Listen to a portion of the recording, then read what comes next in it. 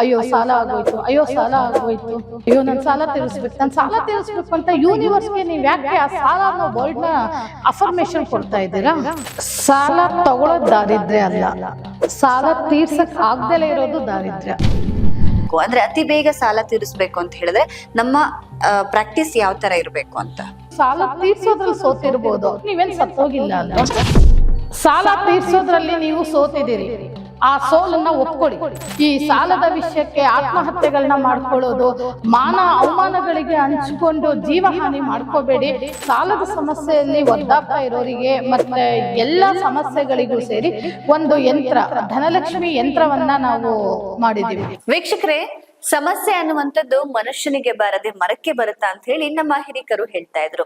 ಒಂದಲ್ಲ ಒಂದು ರೀತಿಯಾದಂತ ಕಾರಣದಿಂದ ಮನುಷ್ಯ ಸಮಸ್ಯೆಗೆ ತುತ್ತಾಗ್ತಾನೆ. ಈ ಸಮಸ್ಯೆಯಿಂದ ಹೊರಗಡೆ ಬರೋದಕ್ಕೆ ಸಾಲದ ಸುಳಿಯಲ್ಲಿ ಸಿಕ್ಕಾಕೊಳ್ತಾರೆ. ಪ್ರತಿಯೊಬ್ಬ ಮನುಷ್ಯನು ಕೂಡ ಸಾಲವನ್ನ ಪಡೆಯುವಾಗ ಯಾವ ರೀತಿಯಾದಂತ ಮನಸ್ಥಿತಿಯನ್ನ ಇಟ್ಕೊಳ್ಬೇಕು, ಸಾಲ ಕೊಡುವಂತವರ ಪರಿಸ್ಥಿತಿ ಮನಸ್ಥಿತಿ ಹೇಗಿರುತ್ತೆ ಅದನ್ನ ಅರ್ಥ ಮಾಡ್ಕೊಳ್ಳೋದು ಹೇಗೆ, ಪ್ರತಿಯೊಬ್ಬರಿಗೂ ಸಾಕಷ್ಟು ಗೊಂದಲವಾದಂತ ವಿಚಾರಗಳಿದೆ ಈ ಸಾಲ ತೆಗೆದುಕೊಳ್ಳೋದ್ರ ಬಗ್ಗೆ, ಕೊಡೋದ್ರ ಬಗ್ಗೆ. ಇವತ್ತಿನ ಕಾರ್ಯಕ್ರಮದಲ್ಲಿ ಸಂಪೂರ್ಣವಾದಂತ ಮಾಹಿತಿಯನ್ನ ತಿಳಿಸ್ಕೊಳ್ಳೋದಕ್ಕೆ ನಮ್ಮ ಪಾಡ್ಕಾಸ್ಟ್ ಅಲ್ಲಿ ಇದ್ದಾರೆ. ಇವರು ಕೇವಲ ಒಂದೇ ಒಂದು ಟೈಟಲ್ಗೆ ಸೀಮಿತರಾದಂಥವ್ರಲ್ಲ. ಇವರು ಮೊದಲೇದಾಗಿ ಸ್ಟ್ರಾಂಗ್ ವುಮೆನ್, ಜೊತೆಗೆ numerologist, vastu expert, gem specialist, tarot card reader. Doctor Jyothika ಅವರು, ಅವ್ರಿಗೆ ಕಾರ್ಯಕ್ರಮಕ್ಕೆ ಸ್ವಾಗತವನ್ನ ಕೋರ್ತಾ ಇದ್ದೇನೆ. ಮೇಡಮ್ ನಮಸ್ತೆ, ಕಾರ್ಯಕ್ರಮಕ್ಕೆ ಸ್ವಾಗತ. ಸಾಲ ತಗೊಂಡಿದ ತಕ್ಷಣನೇ ದಾರಿದ್ರ್ಯ ಬರುತ್ತೆ ಅನ್ನುವಂತ ವಿಷಯ ಎಲ್ಲ ಕಡೆ ಹಬ್ತಾ ಇದೆ. ನಿಜವಾಗ್ಲೂ ಸಾಲ ತೆಗೆದುಕೊಳ್ಬೇಕಾದ್ರೆ ಯಾವೆಲ್ಲ ರೀತಿಯಾದಂತ ವಿಷಯಗಳನ್ನ ನೆನಪಲ್ಲಿ ಇಟ್ಕೊಳ್ಬೇಕು? ಸಾಲ ತಗೊಳ್ಳೋದ್ ದಾರಿದ್ರ್ಯ ಅಲ್ಲ, ಸಾಲ ತೀರ್ಸಕ್ ಆಗ್ದಲೇ ಇರೋದು ದಾರಿದ್ರ್ಯ. ಯಾವಾಗ ನಾವು ಸಾಲವನ್ನ ತೀರ್ಸಕ್ಕೆ ವಿಫಲರಾಗ್ತೀವಿ ಅಥವಾ ಸಾಲವನ್ನ ತೀರ್ಸಕ್ಕೆ ತುಂಬಾ ಸ್ಟ್ರಗಲ್ ಮಾಡ್ತೀವಿ, ಅವಾಗ ಅದು ದಾರಿದ್ರ್ಯನೇ. ಸಾಲ ತಗೊಳ್ಳೋದು ಯಾವತ್ತೂ ದಾರಿದ್ರ್ಯ ಅಲ್ಲ. ಲಕ್ಷ್ಮಿ ಬರೋದು ಹೇಗ್ ದಾರಿದ್ರ್ಯ ಆಗುತ್ತೆ? ಎಷ್ಟೋ ಜನಕ್ಕೆ ಇದು ಎಕ್ಸ್ಪೀರಿಯನ್ಸ್ ಆಗ್ಬಿಟ್ಟಿರುತ್ತೆ. ಒಂದ್ಸಲ ಸಾಲ ತೆಗೆದುಕೊಂಡ್ರೆ ನನಗೆ ವಾಪಸ್ ಕೊಡೋದಕ್ಕೆ ಆಗ್ತಾನೆ ಇರೋದಿಲ್ಲ. ಯಾಕೆ ಅಂದ್ರೆ ಅದು ಈಗ ನಾವು ಏನ್ ಪರ್ಪಸ್ಸಿಗೆ ಸಾಲ ತಗೊಂಡಿರ್ತೀವಿ ಅದು ಅಲ್ಲಿ ಸರಿಯಾಗಿ ವಿನಿಯೋಗ ಆಗಿರೋಲ್ಲ, ಅಥವಾ ವಿನಿಯೋಗ ಆಗಿದ್ರು ಅರ್ನಿಂಗ್ಸ್ ಇರೋಲ್ಲ ಆ ಕಡೆಯಿಂದ, ಅಂದ್ರೆ ಎಕನಾಮಿಕಲ್ ಸಕ್ಸಸ್ ಇರೋಲ್ಲ. ಈಗ ಬ್ಯಾಂಕ್ಗಳಲ್ಲಿ ಇಂಥ ಕಡೆ ಸಾಲ ತಗೊಂಡೋರಾದ್ರೆ ಸ್ವಲ್ಪ ಪರವಾಗಿಲ್ಲ. ಈಗ ಮೀಟ್ರು ಬಡ್ಡಿಗಳು ಈ ತರ ಕೈ ಸಾಲದಲ್ಲಿ ತಗೊಂಡಿರೋರು ಇವತ್ತೆಷ್ಟು ಜನ ಸಫರ್ ಆಗ್ತಾ ಇದ್ದಾರೆ. ತೀರ್ಸಕ್ ಆಗ್ತಾ ಇಲ್ಲ ಅವ್ರ ಕೈಯಲ್ಲಿ. ಏನಕ್ಕೆ ಅಂದ್ರೆ ಅವರು 10 ರೂಪಾಯಿ ತಗೊಂಡ್ರೆ ಅಲ್ಲಿ 30 ರೂಪಾಯಿ ತೀರಿಸ್ಬೇಕಾಗತ್ತೆ. ಅವರು ಬಿಸ್ನೆಸ್ ಕೊಕ್ಕೊಂಡು ಅವ್ರು ದುಡಿತಾರ, ಅವ್ರು ಬದುಕ್ತಾರ, ಅಥವಾ ಇವ್ರಿಗೆ 30 ಸಾಲವನ್ನ ತೀರ್ಸಕ್ ನೋಡ್ತಾರ? ಸಾಲ ಕೊಡುವಂತವರ ಮನಸ್ಥಿತಿ ಹೇಗಿದ್ರೆ ಕೊಟ್ಟಿರೋ ಸಾಲ ವಾಪಸ್ ಬರುತ್ತೆ? ಸಾಲ ಕೊಡುವಂತವರು 2 ವಿಷಯನ ಬಹಳ ನೆನಪಲ್ಲಿ ಇಟ್ಕೋಬೇಕು. ಒಂದು, ಕೊಡುವಾಗ ಅವರೊಂದು ಮ್ಯಾನಿಫೆಸ್ಟೇಷನ್ ಮಾಡ್ಕೋಬೇಕು. ನಾನು ಇಂಥ ವ್ಯಕ್ತಿಗೆ ಸಾಲ ಕೊಡ್ತಾ ಇದ್ದೀನಿ, ಅವರು ಒಂದು ಒಳ್ಳೆ ಕಾರ್ಯಕ್ಕೆ ಇದನ್ನು ವಿನಿಯೋಗಿಸ್ಲಿ, ಅವರಿಗೆ ಅದರಿಂದ ಲಾಭಾಂಶ ಆಗಿ ನಮಗೆ ನಾವು ಕೊಟ್ಟಿರೋ ಅಂಥದ್ದು ನಮಗೆ ವಾಪಸ್ ಬರಲಿ ಅನ್ನೋ ಒಂದು ಒಳ್ಳೆ ಇಂಟೆನ್ಷನ್ ಅವರಲ್ಲೂ ಇರಬೇಕು. ಸಾಲ ಕೊಡೋರಿಗೆ ಆ ಇಂಟೆನ್ಷನ್ ಇರಬೇಕು. ಇದ್ರ ಜೊತೆಯಲ್ಲಿ ಅಧಿಕ ಬಡ್ಡಿ ಆಸೆಗೆ ಸಾಲ ಕೊಡಕ್ಕೆ ಹೋದ್ರೆ ಅದು ಯಾವತ್ತಿಗೂ ವಿಪತ್ತೇನೆ. ಯಾಕೆಂದ್ರೆ ಅಧಿಕ ಬಡ್ಡಿಗೆ ನಾವು ಸಾಲ ಕೊಟ್ಟಾಗ ಖಂಡಿತವಾಗ್ಲೂ ಅವರು ಏನೋ ಅವರಿಗೆ ಚೆನ್ನಾಗಾಗಿ ಬಿಸ್ನೆಸ್ ಅಲ್ಲೆಲ್ಲ ಒಳ್ಳೇದಾಗಿ ತೀರ್ಸೋಂಥವ್ರಾದ್ರೆ ಪರವಾಗಿಲ್ಲ, ಬಡ್ಡಿ ಜಾಸ್ತಿ ತಗೊಂಡು ತೀರ್ಸಕ್ಕಾಗಿಲ್ಲ ಅಂದಾಗ ಅವರು ಸಾಲ ತೀರ್ಸುವಾಗ ಡಿಫಾಲ್ಟರ್ ಆಗಿ ಆಗ್ತಾರೆ. ಮೇಡಮ್, ಕೋಟಿ ಸಾಲ ಮಾಡೋರು ಇದ್ದಾರೆ, ಕೋಟಿ ಸಾಲ ತೀರ್ಸೋರು ಇದ್ದಾರೆ. ಆದ್ರೆ ಸಾಮಾನ್ಯರ ವಿಷಯ ಅಂತ ಬಂದ್ರೆ ಚಿಕ್ಕ ಪುಟ್ಟ ಕೈ ಸಾಲ ಮಾಡ್ಕೊಂಡಿರ್ತಾರೆ, ಅದನ್ನೇ ತೀರ್ಸಕ್ಕಾಗದೆ ಒದ್ದಾಡ್ತಾ ಇರ್ತಾರೆ. ಸೊ ಅದಕ್ಕೆ ಸಾಲ ತೀರ್ಸೋದಕ್ಕೆ ಇನ್ನೊಂದ್ ಕಡೆ ಸಾಲ ಮಾಡ್ತಾರೆ, ಮತ್ತೊಂದ್ ಕಡೆ ಸಾಲ ಮಾಡ್ತಾರೆ, ಹೀಗೆ ಸಾಲದ ಸುಳಿಯಲ್ಲಿ ಸಿಕ್ಕಾಕೊಂಡ್ ಬಿಡ್ತಾರೆ. ಯಾಕೆ ಈ ತರ ಆಗುತ್ತೆ? ಇದೊಂದು ಯೂನಿವರ್ಸಲ್ ಪ್ರಾಬ್ಲಮ್. ಈ ದೊಡ್ಡವರು ಅಂತಲ್ಲ, ಈಗ ಎಲ್ಲರ ಜೀವನದಲ್ಲೂ ನಮ್ಮ ವೀಕ್ಷಕರು ಎಲ್ಲರ ಜೀವನದಲ್ಲೂ ಸಾಲ ಅನ್ನೋದು ಒಂದು ಚಕ್ರವ್ಯೂಹ. ಎಲ್ಲರೂ ಅದ್ರಲ್ಲಿ ಒಂದಲ್ಲ ಒಂದು ರೀತಿಯಲ್ಲಿ ನಾವು ಸಿಗಾಕೊಂಡೇ ಇರ್ತೀವಿ. ಅದರಿಂದ ಹೊರಗೆ ಬರಬೇಕು. ಈಗ ಏನಪ್ಪ ಅಂತಂದ್ರೆ, ಈಗ ನೀವೊಂದು ಒಳ್ಳೆ ಪ್ರಶ್ನೆ ಕೇಳಿದ್ರಿ. ಈಗ 10 ರೂಪಾಯಿ 100 ರೂಪಾಯಿ, ಈಗ ಯಾಕೆ ಸಾಲ ಗುಡ್ಡದ ಹಾಗೆ ಬೆಳೆಯುತ್ತೆ? 10 ರೂಪಾಯಿ ಸಾಲ ಮಾಡಿರ್ತೀವಿ, ಅದನ್ನ ತೀರ್ಸೋದಕ್ಕೆ ಇನ್ನೊಬ್ನ ಹತ್ರ ಹೋಗಿ 50 ರೂಪಾಯಿ ಸಾಲ ಮಾಡ್ತೀವಿ. ಆ 50 ರೂಪಾಯಿನ ತೀರಿಸ್ಲಿಕ್ಕೆ ಮತ್ತೊಬ್ಬನ ಹತ್ರ 500 ರೂಪಾಯಿ ಸಾಲ ಮಾಡ್ತೀವಿ. ಆ 500 ರೂಪಾಯಿ ತೀರಿಸ್ಲಿಕ್ಕೆ ಇನ್ನೊಬ್ರ ಹತ್ರ 5,000 ಸಾಲ ಮಾಡ್ತೀವಿ. ಅದೇನಾಗತ್ತೆ, 10 ರೂಪಾಯಿ ಇದ್ದಿದ್ ಮೊತ್ತ 1 ಕೋಟಿಗೆ ಹೋಗಿ ಬೆಳೆಯುತ್ತೆ. ಏನಕ್ಕೆ? ಒಬ್ರಿಂದ ಒಬ್ರಿಗೆ ನಾವು ತೀರಿಸ್ತಾ ಅದನ್ನೇ ಮಾಡ್ತಾ ಹೋಗ್ತೀವಿ. ಅದು ದೊಡ್ಡ ತಪ್ಪಲ್ವಾ ಅದು? ಈಗ ಒಬ್ರಿಗೆ ಕೊಡ್ಬೇಕು ಅಂತ ಬೆಂಕಿಯಿಂದ ಬಾಂಡ್ಲಿಗೆ ಬಿದ್ದಂಗೆ. ಅಂದ್ರೆ ನೀವು ಇಲ್ಲಿ ಬೆಂಕಿಯಿಂದ ತಪ್ಪಿಸ್ಕೊಂಡು ಬಾಂಡ್ಲಿ ಮೇಲೆ ಬಿದ್ದಂಗದು. ತುಂಬಾ ಜನಕ್ಕೆ ಗೊತ್ತಿಲ್ಲ ಈ ಸಾಲ ತೆಗೆದುಕೊಂಡ್ರೆ ಯಾವ ತರ ತೊಂದ್ರೆ ನಾವು ಅನುಭವಿಸ್ತೀವಿ ಅಂತ ಹೇಳಿ. ಎಸ್ಪೆಷಲಿ ಮನಃಶಾಂತಿ ವಿಷಯ ಅಂತ ಬಂದ್ಮೇಲೆ ಕಂಪ್ಲೀಟ್ ಆಗಿ ಹಾಳಾಗ್ಬಿಡುತ್ತೆ. ಖಂಡಿತವಾಗ್ಲು. ಯಾಕೆಂದ್ರೆ ಒಂದು ಕಡೆ ಸಾಲ ತಗೊಂಡಾಗ ಸ್ವಲ್ಪ ಖುಷಿ ಇರುತ್ತೆ. ಯಾಕೆಂದ್ರೆ ಕೇಳಿದ ತಕ್ಷಣ ನಮಗೆ ದುಡ್ಡು ಸಿಕ್ಬಿಟ್ಟಿರುತ್ತೆ. ಅದು ಯಾವುದೋ ರೀತಿಯಿಂದ ನಮಗೆ ದುಡ್ಡು ಸಿಕ್ಬಿಟ್ಟಿರುತ್ತೆ. ಆ ಸಾಲ ಖರ್ಚು ಮಾಡುವಾಗ್ಲೂ ನಮಗೆ ಖುಷಿನೇ ಇರುತ್ತೆ. ಯಾವಾಗ ನಾವು ಆ ಸಾಲವನ್ನ ಮರುಪಾವತಿ ಹೇಳ್ದಾಗ ಕೊಡಕ್ಕಾಗಲ್ಲ, ಆವಾಗ ಟೆನ್ಷನ್ ಶುರುವಾಗತ್ತೆ, ಆರೋಗ್ಯ ಸಮಸ್ಯೆ ಶುರುವಾಗತ್ತೆ, ಅದ್ರ ಜೊತೆಗೆ ಅವಮಾನಗಳು ಸುರಿಮಳೆನೇ ಶುರುವಾಗತ್ತೆ. ಜೊತೆಲಿ ಊಟ ಮಾಡ್ತಿದ್ದ ಮಿತ್ರರು ಬೆನ್ನಿಗೆ ಚೂರಿ ಹಾಕೋ ಶತ್ರುಗಳಾಗ್ತಾರೆ. ಇವತ್ತಿನ ದಿವಸ ನಡೀತಾ ಇರೋದೇ ಹಾಗೆ ಅಲ್ವಾ? ನಾನು ಇದೊಂದು ಒಳ್ಳೆ ವಿಚಾರ ತಗೊಂಡ್ರೆ, ನನಗೆ ನನ್ನ ಕಚೇರಿಗೆ ನಂದ 2 ವಿಡಿಯೋಸ್ ಆದಾಗ ಸಾಕಷ್ಟು ಕರೆಗಳು ಬಂತು. ಕರ್ನಾಟಕದಿಂದ ಸಾಕಷ್ಟು ಜನ ಕರೆಗಳು ಮಾಡಿದ್ರು. 90% ಆಫ್ ಜನ ನನಗೆ ಫೋನ್ ಮಾಡಿರೋರೆಲ್ಲ ಸಾಲದ ಸಮಸ್ಯೆಯಲ್ಲಿ ಬಳಲ್ತಾ ಇರೋರೇನೆ. ನಿಜವಾಗ್ಲೂ ಇವತ್ತು ಇದು ಒಂದು ಅದ್ಭುತವಾದ ಸಂಚಿಕೆ ಅಂತಾನೆ ಹೇಳ್ತೀನಿ. ಯಾಕೆಂದ್ರೆ ಇದರಲ್ಲಿ ಎಂತೆಂಥ ದೊಡ್ಡ ದೊಡ್ಡ ಪ್ರಭಾವಿ ವ್ಯಕ್ತಿಗಳಿಂದ ಹಿಡಿದು ಚಿಕ್ಕವ್ರು ಕೂಡ ಸಿಗಾಕೊಂಡಿರ್ತಾರೆ. ಇದು ಒಂದು ಯೂನಿವರ್ಸಲ್ ಪ್ರಾಬ್ಲಮ್ ಅಷ್ಟೇ. ಯಾಕೆ ನಮ್ಮ ದೇಶನೇ ಸಾಲದಲ್ಲಿ ನಡೀತಾ ಇದೆ. ವರ್ಲ್ಡ್ ಬ್ಯಾಂಕಿಂದ ಸಾಲ ತಗೊಂಡೇ ನಮ್ಮ ದೇಶ ನಡೀತಾ ಇರೋದು. ಇಡೀ ದೇಶನೇ ಸಾಲದಲ್ಲಿ ಮುಳುಗಿದೆ. ಮತ್ತೆ ಇದಕ್ಕೆ ಸೊಲ್ಯೂಷನ್ಸ್ ಅಂತ ಬಂದಾಗ ನಿಜವಾಗ್ಲೂ ಸಾಲ ಮಾಡಬಾರ್ದು ಅಂತ ತುಂಬಾ ಜನ ಅನ್ಕೊಂಡಿರ್ತಾರೆ. ಬಟ್ ಪರಿಸ್ಥಿತಿ ಹಾಗೆ ಮಾಡೋದಕ್ ಬಿಡೋದೇ ಇಲ್ಲ. ಸಾಲಕ್ಕೆ ಮಾಡ್ಲೇಬೇಕು ಅನ್ನುವಂತ ಒಂದು ಕೆಟ್ಟ ಪರಿಸ್ಥಿತಿ ಎದುರಾದಾಗ ಏನ್ ಮಾಡ್ಬೇಕು? ಸಾಧ್ಯ ಆಗಲ್ಲ ಅದು. ಕೆಲವು ಬಾರಿ ನಾವು ಅನ್ಕೋತೀವಿ ಹೌದು ಸಾಲ ಇಲ್ದಲೇನೆ ಇರ್ಬೇಕು ಅಂತ ನಾವು ಅನ್ಕೋತೀವಿ. ಆದ್ರೆ ಅದು ಎಷ್ಟೋ ಬಾರಿ ಅದು ಅಸಾಧ್ಯ ಆಗ್ಬಿಡುತ್ತೆ. ಕೆಲವರು ಸಾಲ ಎಲ್ಲ ತೀರಿಸ್ಕೊಂಡು ನೆಮ್ಮದಿಯಾಗಿರೋರು ಇದ್ದಾರೆ. ಬಟ್ ಇದೇ ಸುಳಿಯಲ್ಲಿ ಒದ್ದಾಡ್ತಾ ಅದರಿಂದ ಮುಕ್ತಿ ಇಲ್ದನೆ ಒಂದು ಹೆಲ್ತ್ ಹಾಳು ಮಾಡ್ಕೋತಾ ಇದ್ದಾರೆ. ಇನ್ನೊಂದು ಅವ್ರು ಹಾಕೋ ಶಾಪಗಳಿಗೆ ಇವರಿಗೆ ನೆಗೆಟಿವ್ಸ್ ಆಗತ್ತೆ. ಅದ್ರ ಜೊತೆಗೆ ಕಾನೂನು ಕಟ್ಲೆ ಅಂತ ಅದು ಒಂದ್ ರೀತಿ ಹಿಂಸೆ ಆಗ್ತಾ ಇರುತ್ತೆ. ಸಾಕಷ್ಟು ಸಾಲ ತೀರ್ಸೋದು ಅಲ್ಲಿ ಸಾಲ ತೀರ್ಸೋ ಯೋಚನೆನೇ ಬರಲ್ಲ. ಸಮಸ್ಯೆ ಮೇಲೆ ಅವರು ಓಡಾಡ್ತಿರ್ತಾರೆ, ಬರೀ ಸಾಲದ ಸಮಸ್ಯೆ. ಆಮೇಲೆ ಈ ಜನರಲ್ಲಿ ಒಂದು ದೊಡ್ಡ ಮಟ್ಟದ ತಪ್ಪೇನ್ ಮಾಡ್ತಾರೆ ಅಂದ್ರೆ, ಈಗ ನಿಮ್ ಕೆಪಾಸಿಟಿ ಗೊತ್ತಿದ್ದೆ ನೀವು ಸಾಲ ಮಾಡಿದೀರಾ. ಸಾಲ ಮಾಡಿದ್ಮೇಲೆ ಅಯ್ಯೋ ನಾನು ಸಾಲ ತೀರಿಸ್ಬೇಕು ಅಂತ ಯೂನಿವರ್ಸ್ಗೆ ನೀವು ಯಾಕೆ ಆ ಸಾಲ ಅನ್ನೋ ವರ್ಡ್ನ ಅಫರ್ಮೇಶನ್ ಕೊಡ್ತಾ ಇದ್ದೀರಾ?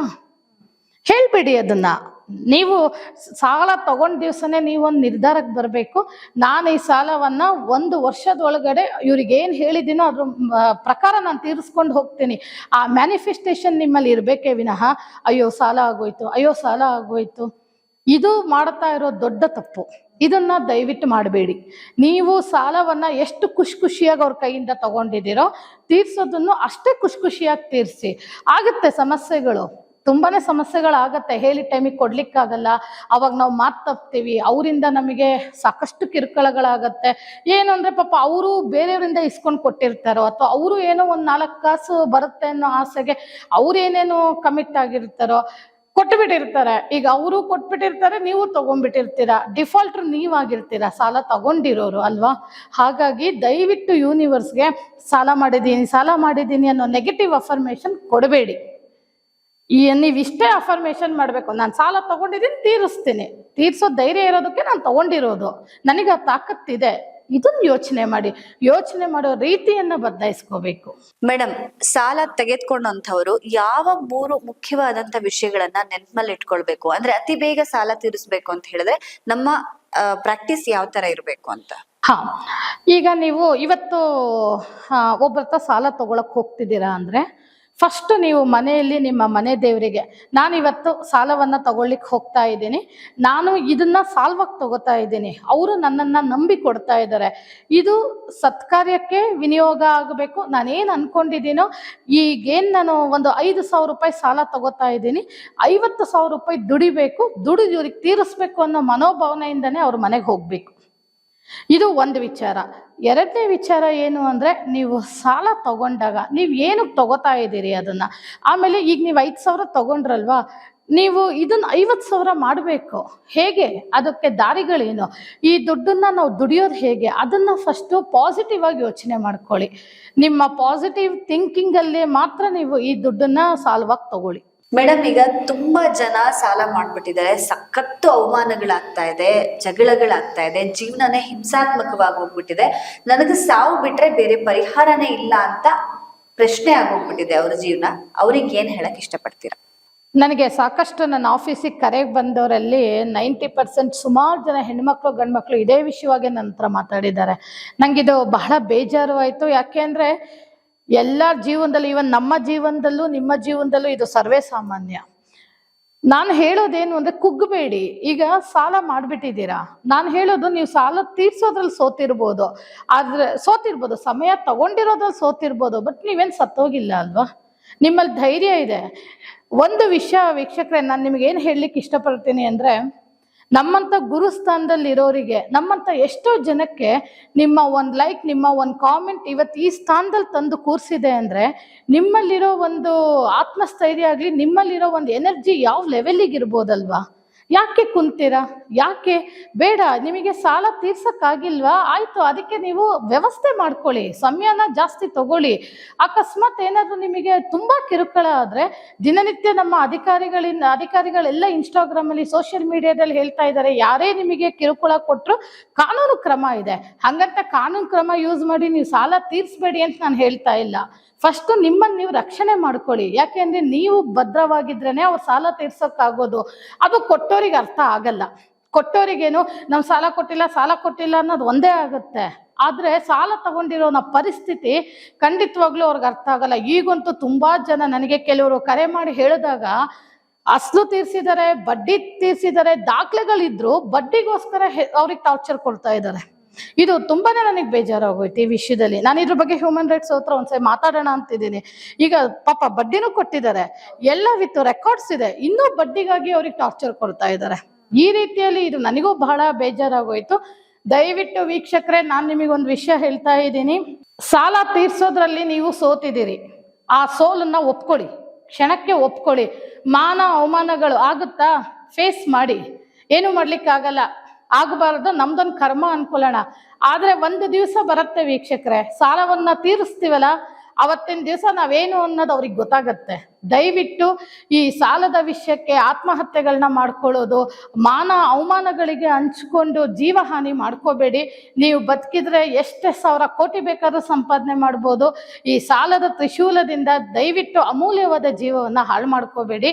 ಈ ನಿಮಗೆ ಸಾಲ ತೀರ್ಸೋ ಸಮಸ್ಯೆ, ಸಾಲ ತೀರ್ಸೋಕ್ಕೆ ದಾರಿಗಳು ಬೇಕಾದ್ರೆ, ಅಂದ್ರೆ ನಿಮಗೆ ಒಂದು ರೀತಿಯಾದ ರೆಮಿಡೀಸ್ ವೈಸು ನಾವು ಕೆಲವು ಪರಿಹಾರಗಳನ್ನ ಹೇಳ್ತೀವಿ, ಅದನ್ನ ನೀವು ಮಾಡ್ಕೊಳ್ಳಿ. ಅದನ್ನ ಮಾಡ್ಕೊಳ್ಳೋದ್ರಿಂದ ಎಷ್ಟೋ ಜನ ನಮ್ಮಲ್ಲಿ ಸಾಲ ತೀರಿಸಿ ಇವತ್ತು ನೆಮ್ಮದಿಯಾಗಿದ್ದಾರೆ. ದಯವಿಟ್ಟು ಮತ್ತೊಮ್ಮೆ ನಾನು ಹೇಳ್ತಾ ಇದ್ದೀನಿ, ಯಾರು ಸಾಲಕ್ಕೋಸ್ಕರ ಹೆದ್ರಿ ಅಮೂಲ್ಯವಾದ ಬದುಕನ್ನು ಹಾಳು ಮಾಡ್ಕೋಬೇಡಿ. ನಿಮ್ಮ ಹತ್ರ ಬಹಳಷ್ಟು ಜನ ಸಾಲದ ಸಮಸ್ಯೆ ಇಟ್ಕೊಂಡ್ ಬರ್ತಾರೆ, ಕಚೇರಿಗೆ ಸಾವಿರಾರು ಕರೆಗಳು ಬರುತ್ತೆ, ಸಾಲದ ಸಮಸ್ಯೆನ ಕೇಳ್ಕೊಂಡು ಅಂತ ಹೇಳ್ತಾ ಇದ್ರಿ ಮೇಡಮ್ ನೀವು ಮಾತಾಡೋಕ್ಕಿಂತ ಮುಂಚೆ. ಅವರಿಗೆ ಯಾವ ತರ ಪರಿಹಾರ ತಿಳಿಸಿದ್ರಿ ನೀವು? ಪರಿಹಾರ ಏನು ಅಂತ ಅಂದ್ರೆ, ನಮ್ಮ ಹತ್ರ ಏನು ಪರಿಹಾರ ಅಂದ್ರೆ, first of all one thing ನಾನು ಏನು ಹೇಳೋದು ಅಂದ್ರೆ, ನಿಮ್ಮ ಥಿಂಕಿಂಗ್ ಚೇಂಜ್ ಆಗಬೇಕು ಅನ್ನೋ ವಿಚಾರ. ನಿಮ್ಮ ಥಿಂಕಿಂಗ್ ಹೇಗಿರಬೇಕು ಅಂದರೆ ಪಾಸಿಟಿವ್. ಎಸ್, ನಾನು ಸಾಲವನ್ನು ತೀರಿಸ್ತೀನಿ ಅನ್ನೋ ಕಾನ್ಫಿಡೆಂಟ್ ಇರಬೇಕು. ಜೊತೆಯಲ್ಲಿ ನಾವು ಈ ಸಾಲದ ಸಮಸ್ಯೆಯಲ್ಲಿ ಒದ್ದಾಡ್ತಾ ಇರೋರಿಗೆ ಮತ್ತು ಎಲ್ಲ ಸಮಸ್ಯೆಗಳಿಗೂ ಸೇರಿ ಒಂದು ಯಂತ್ರ, ಧನಲಕ್ಷ್ಮಿ ಯಂತ್ರವನ್ನು ನಾವು ಮಾಡಿದ್ದೀವಿ. ಹೇಗೆ ಅಂದರೆ, ಈ ಧನಲಕ್ಷ್ಮಿ ಯಂತ್ರ ಅಷ್ಟಲಕ್ಷ್ಮಿ ಸಮೇತ ನಿರ್ಮಿತವಾದ ಈ ಯಂತ್ರದಲ್ಲಿ ನಿಮಗೆ ಸಂಪೂರ್ಣವಾಗಿ ಒಂದು ಶಕ್ತಿಯನ್ನು ತುಂಬಿ ಮಾಡಿರ್ತೀವಿ. ಈ ಧನಲಕ್ಷ್ಮಿ ಯಂತ್ರವನ್ನು ಮನೆಯಲ್ಲಿ ತಗೊಂಡು ಪೂಜೆ ಮಾಡೋದ್ರಿಂದ ನಿಮಗೆ ಸಾಲ ಬಾಧೆ ನಿವಾರಣೆ, ಹಾಗೆ ನಿಮ್ದು ಏನೇ ಆರೋಗ್ಯದ ಸಮಸ್ಯೆ ಆಗಿರ್ಬೋದು, ಸರ್ವ ಸಮಸ್ಯೆಗಳಿಗೂ, ಅದರಲ್ಲೂ ಎಸ್ಪೆಷಲಿ ಫೈನಾನ್ಷಿಯಲಿ ಯಾರ್ಯಾರು ಸ್ಟ್ರಕ್ ಆಗಿದ್ದೀರಾ, ಯಾರ್ಯಾರಿಗೆ ದುಡ್ಡು ಬರಬೇಕು, ಮತ್ತೆ ಯಾರ್ಯಾರು ಸಾಲದ ಬಾಧೆಯಲ್ಲಿ ಒದ್ದಾಡ್ತಾ ಇದ್ದೀರಿ, ಎನಿ ಫೈನಾನ್ಷಿಯಲ್ ಪ್ರಾಬ್ಲಮ್ಗೆ ಈ ಧನಲಕ್ಷ್ಮಿ ಯಂತ್ರ ಖಂಡಿತವಾಗ್ಲೂ ನಿಮ್ಮ ಮನೆಗೆ ಬಂದ 90 ದಿವಸಗಳಲ್ಲಿ ನಿಮಗೆ ಒಂದು ರಿಸಲ್ಟ್ನ ಕೊಡಕ್ಕೆ ಶುರು ಮಾಡುತ್ತೆ. ಈ ಧನಲಕ್ಷ್ಮಿ ಯಂತ್ರವನ್ನ ತಗೊಳ್ಳಿ, ಖಂಡಿತವಾಗ್ಲೂ ನೀವು ಜೀವನದಲ್ಲಿ ಒಂದು ದೊಡ್ಡ ಮಟ್ಟದ ಪ್ರಗತಿಯನ್ನ ಸಾಧಿಸ್ತೀರಾ. ಇದ್ರ ಜೊತೆಗೆ ಸಾಲದ ಸುಳಿಯಿಂದ ಖಂಡಿತವಾಗ್ಲೂ ಹೊರಗೆ ಬರ್ತೀರಾ. ಧನಲಕ್ಷ್ಮಿ ಯಂತ್ರದಿಂದ ನಿಮಗೆ ಆಗೋ ಒಂದು ದೊಡ್ಡ ಮಟ್ಟದ ಪ್ರಯೋಜನ ಏನಂದ್ರೆ, ನಿಮಗೆ ಸಾಕಷ್ಟು ಅವಕಾಶಗಳು ಓಪನ್ ಆಗ್ತಾ ಹೋಗುತ್ತೆ. ಅಂದ್ರೆ ಈಗ ನಿಮಗೆ ನಿಮ್ಮ ಜಮೀನ್ ಸೇಲ್ ಆಗಿಲ್ವಾ, ಸೇಲ್ ಆಗ್ಬೋದು. ಅಥವಾ ನಿಮಗೆ ಯಾರಾದ್ರೂ ಸಾಲ ಕೊಟ್ಟಿರೋರು ತುಂಬಾ ಕಿರುಕುಳ ಕೊಡ್ತಾ ಇದ್ದಾರಾ, ಅವರು ನಿಮಗೆ ಸ್ವಲ್ಪ ಸಮಯ ಕೊಟ್ಬಿಟ್ಟು ನಿಮ್ಮ ಹತ್ರ ಒಂದು ಒಳ್ಳೆ ರೀತಿಯಲ್ಲಿ ಬರ್ಬೋದು. ಮತ್ತೆ ಶತ್ರುಗಳು ಮಿತ್ರರು ಆಗ್ಬೋದು. ಇದ್ರ ಜೊತೆಯಲ್ಲಿ ನಿಮ್ಮ ಮನೆಯಲ್ಲಿ ಯಾರು ದುಡಿತಾ ಇರ್ತಾರೆ ಅವ್ರಿಗೇನಾದ್ರೂ ಹಣದ ಸಮಸ್ಯೆ ಸ್ಟ್ರಕ್ ಆಗಿದ್ರೆ ಅವರಿಗೆ ಇನ್ನೂ ಪ್ರಮೋಷನ್ಸ್ ಜಾಬ್ಸ್ ಅಲ್ಲಿ, ಮತ್ತೆ ನಿಮಗೆ ಮನೆಯಲ್ಲಿ ವಾಸ್ತು ಸಮಸ್ಯೆ ಇದ್ರೂ ಕೂಡ ಈ ಯಂತ್ರ ತುಂಬಾನೇ ಒಳ್ಳೆ ರೀತಿಯಲ್ಲಿ ಒಂದು ಆಕ್ಟ್ ಮಾಡತ್ತೆ. ಇದ್ರ ಜೊತೆಯಲ್ಲಿ ಇನ್ನೊಂದೇನು ಅಂತಂದ್ರೆ, ಸರ್ವ ಸಮಸ್ಯೆಗಳಿಗೂ, ಅದರಲ್ಲೂ ಎಸ್ಪೆಷಲಿ ನೀವು ಅಡವಿಟ್ಟ ಚಿನ್ನ, ನೀವೇನಾದ್ರೂ ಅಡವಿಟ್ಟ ಚಿನ್ನ ಹೋಗ್ತೀರಾ, ಬಿಡಿಸ್ಕೋತೀರಾ, ಮತ್ತೊಂದು ತಿಂಗ್ಳಿಗೆ ತಗೊಂಡೋಗಿರ್ತೀರಾ, ಈ ಸಮಸ್ಯೆಗೆ ಇದು ರಾಮಬಾಣ ಅಂತಾನೆ ಹೇಳ್ತೀನಿ. ವೀಕ್ಷಕರೇ, ನಾನೊಂದು ಹೇಳಲಿಕ್ಕೆ ಇಷ್ಟಪಡ್ತೀನಿ. ಇವತ್ತಿಂದನೇ ನೀವು ಒಂದು ಶಬ್ದ ಮಾಡ್ಕೊಳ್ಳಿ, ಮ್ಯಾಮ್ ನಾವು ನಿಮ್ಮ ವಿಡಿಯೋ ನೋಡಿದೀವಿ, ನಾವು ಇವತ್ತಿಂದ ಸಾಲ ಅಂತ ಹೇಳಿ ತಲೆ ಕೆಡಿಸ್ಕೊಳ್ಳಲ್ಲ, ಸಾಲ ತೀರಿಸ್ತೀವಿ ಒಂದೇ ವರ್ಷದಲ್ಲಿ ಅಂತ ಹೇಳೋರು ದಯವಿಟ್ಟು ನನ್ನ ಪೇಜ್ಗೆ ಕಾಮೆಂಟ್ ಮಾಡಿ, ನಮ್ಮನ್ನು ಫಾಲೋ ಮಾಡಿ. ಈ ವರ್ಷ 2026 ನಮ್ಮದೇ. ಈ ವರ್ಷ ನಾವು ಸಾಲವನ್ನ ತೀರಿಸಿ ನಾವು ಸಾಲ ಕೊಡೋ ಮಟ್ಟಕ್ಕೆ ಬೆಳಿತೀವಿ. ಈ ಒಂದು ಮ್ಯಾನಿಫೆಸ್ಟೇಷನ್ ಮಾಡ್ಕೊಳ್ಳಿ. ಈ ಒಂದು ವಿಚಾರದಿಂದ ಇವತ್ತಿಂದನೇ ಸಾಲ ಅಂತ ಕೂರ್ಬೇಡಿ, ನಾವು ಸಾಲ ತೀರಿಸ್ತೀವಿ ಅನ್ನೋ ಧೈರ್ಯದಿಂದ ಧನಲಕ್ಷ್ಮಿ ಯಂತ್ರವನ್ನ ಬುಕ್ ಮಾಡ್ಕೊಳ್ಳಿ. ಈ ಯಂತ್ರ ನಿಮಗೆ ಅಷ್ಟು ಐಶ್ವರ್ಯಗಳನ್ನು ಕೊಡುತ್ತೆ.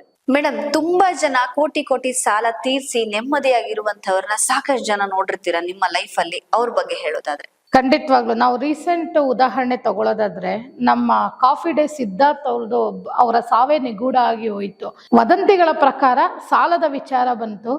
ಅವರ ಹೆಂಡತಿ ಮಾಳವಿಕಾ ಅವರು ಎಲ್ಲ ಸಾಲವನ್ನ ತೀರಿಸಿ, ಒಬ್ಬ ನಿಜವಾಗ್ಲೂ she is the inspiration and role model ಅಂತಾನೆ ನಾನು ಹೇಳ್ತೀನಿ. ಯಾಕೆಂದ್ರೆ ಎಲ್ಲ ಪತಿಯ ಸಾಲವನ್ನ ತೀರಿಸಿ ಇವತ್ತಿಗೆ ಅವರು ಸಂಕಷ್ಟದಿಂದ ಹೊರಗೆ ಬಂದಿದ್ದಾರೆ, ಪತಿಯನ್ನು ಕಳ್ಕೊಂಡು ಒಬ್ಬ ಲೇಡಿ ಈ ಸಾಹಸ ಮಾಡಿದ್ದಾರೆ ಅಂದ್ರೆ ನಿಜವಾಗ್ಲೂ ಮಾಳವಿಕಾ ಅವರಿಗೆ ನಾನು ಈ ಮೂಲಕ ಅಭಿನಂದನೆಗಳನ್ನು ಕೂಡ ತಿಳಿಸ್ತೀನಿ. ಅಂತ ಎಕ್ಸಾಂಪಲ್ಸ್ ಇದೆಯಲ್ಲ ನಮ್ಮ ಕಣ್ಣೆದುರಿಗೆ ನಡೆದಿರುವಂತ ಉದಾಹರಣೆಗಳು. ಏನಾಗುತ್ತೆ ಅಂತಂದ್ರೆ, ಸಾಲವನ್ನ ಈಗ ಸಾಲ ನೀವು ಕೊಟ್ಬಿಟ್ಟಿದ್ದೀರಾ, ಹಂಗಂತ ಸಾಲ ಕೊಟ್ಟೋರ್ದು ತಪ್ಪು ಅಂತ ನಾವು ಹೇಳಲ್ಲ. ಇಲ್ಲಿ ಸಾಲ ಕೊಟ್ಬಿಟ್ಟಿದ್ದೀರಾ ಅಂದಾಗ, ಈಗ ಅವರಿಗೆ ತೀರ್ಸಕ್ಕಾಗಿಲ್ಲ ಅಂದಾಗ ನೀವು ಅವರಿಗೆ ಕಿರುಕುಳ ಕೊಟ್ರೆ ನಿಮ್ಮ ಸಾಲ ಬರುತ್ತಾ? ಅಥವಾ ಏನಾದ್ರೂ ಒಂದು ಕೆಲವು ಮನೋಭಾವನೆಗಳಿರುತ್ತೆ, ನಮ್ಮ ಸಾಲ ಬರ್ಲಿಲ್ಲ ಅಂದ್ರೂ ಪರವಾಗಿಲ್ಲ, ಇವ್ರು ಮಾತ್ರ ಉದ್ಧಾರ ಆಗ್ಬಾರ್ದು, ಹಾಳಾಗೋಗ್ಲಿ ಅಂತ.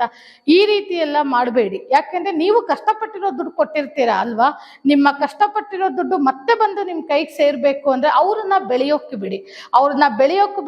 ಅವ್ರ ಜೊತೆ ಚೆನ್ನಾಗಿರಿ. ಚೆನ್ನಾಗಿದ್ದು ಎಷ್ಟೆಷ್ಟಾಗುತ್ತೋ ಅಷ್ಟನ್ನ ಇಸ್ಕೊಂಡು ನೀವು ಆ ಸಾಲ, ನೀವು ಕೊಟ್ಟಿರೋಂಥ ದುಡ್ಡು ನ್ಯಾಯವಾದ ದುಡ್ಡಾಗಿರುತ್ತೆ, ಆ ದುಡ್ಡು ಕೂಡ ನಿಮಗೆ ಬಂದು ಸೇರ್ಬೇಕು, ಅವರು ನೆಮ್ಮದಿಯಾಗಿರ್ಬೇಕು, ನೀವೆಲ್ಲ ಜೊತೆಯಲ್ಲಿ ಇರ್ಬೇಕು. ಈ ರೀತಿಯಾಗಿ ನೀವುಗಳು ಸಾಲ ಕೊಟ್ಟವರು ಅವರಿಗೆ ಒಂದು ಸಹಕಾರ ನೀಡಬೇಕು. ಹಾಗೆ ಸಾಲ ತಗೊಂಡವರು ಕೂಡ ನಮ್ಮ ಕಷ್ಟಕ್ಕೆ ನಾವು ತಗೊಂಡಿದೀವಿ, ಅವ್ರ ಋಣ ನಾವು ಇಟ್ಕೋಬಾರ್ದು ಅನ್ನೋ ಒಂದೇ ಒಂದು ಮ್ಯಾನಿಫೆಸ್ಟೇಷನ್. ವೀಕ್ಷಕರೇ, ನಾನು ಹೇಳಿದಂಗೆ ಇವತ್ತಿಂದನೇ ಒಂದು ಶಪಥ ಮಾಡಿ, ಈ 2026 ಒಳಗಡೆ ನೀವೆಲ್ಲರೂ ಸಾಲದ ವ್ಯೂಹದಿಂದ ಹೊರಗೆ ಬರ್ತೀರಾ.